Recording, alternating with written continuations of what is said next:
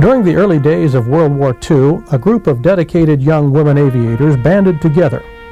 They represented, in the words of America's First Lady Eleanor Roosevelt, a weapon waiting to be used.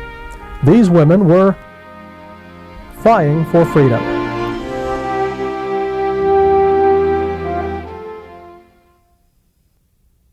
General Hap Arnold, commander of the Army Air Forces, rejected proposals throughout 1941 to employ women for aircraft ferrying operations. The use of women pilots serves no military purpose in a country which has adequate manpower at the time.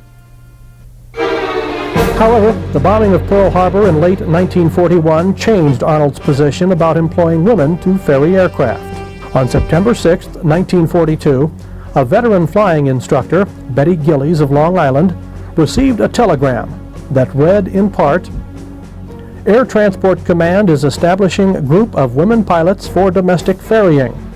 Necessary qualifications are commercial license, 500 hours, 200 horsepower rating. To advise if you are immediately available." The wire was signed by Henry H. Hap Arnold, Commanding General of the United States Army Air Forces. During this time, two women aviators, Jacqueline Cochran and Nancy Harkness Love, recognized the role that women could take during a time of war, and each pursued independently the military use of women pilots. The WAF's, Women's Auxiliary Ferrying Squadron, was established in September of 1942 by Nancy Love as part of the Air Transport Command's Ferrying Division, commanded by Brigadier General William H. Tunner. Nancy Love was appointed squadron commander. Also in September of 1942, Jacqueline Cochran started a training program in Houston, Texas. It was designated the Women's Flying Training Detachment. Halfway through the fourth training class, Cochran's operation was moved to Sweetwater, Texas.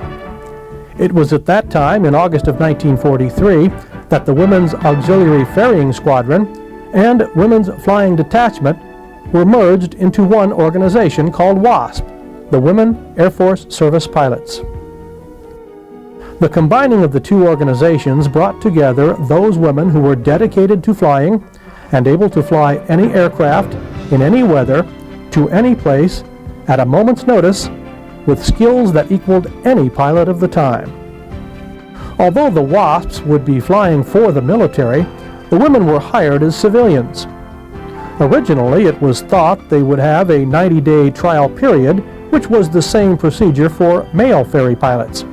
Then the WASPs would be commissioned in the Army Air Forces and given flight pay.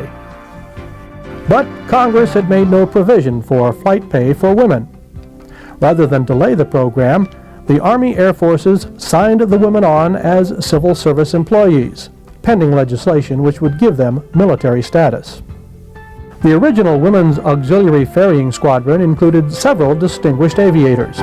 Among them were Evelyn Sharp of Nebraska, who was a barnstormer who had flown 3,000 hours.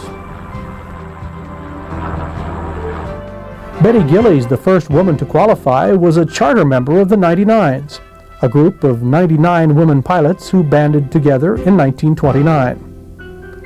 Gertrude Meserve of Boston had taught hundreds of Harvard and MIT students to fly. Teresa James of Pittsburgh was an instructor, while Nashville's Cornelia Fort had been a civilian aviation instructor at a field near Pearl Harbor when the Japanese attacked in 1941. More than 25,000 women applied for admission to the WASP training program, but only 1,830 gained admission. Finally, 1,074 completed the course and received an assignment. Female pilots flew over 60 million miles and delivered nearly 13,000 aircraft during the course of the program.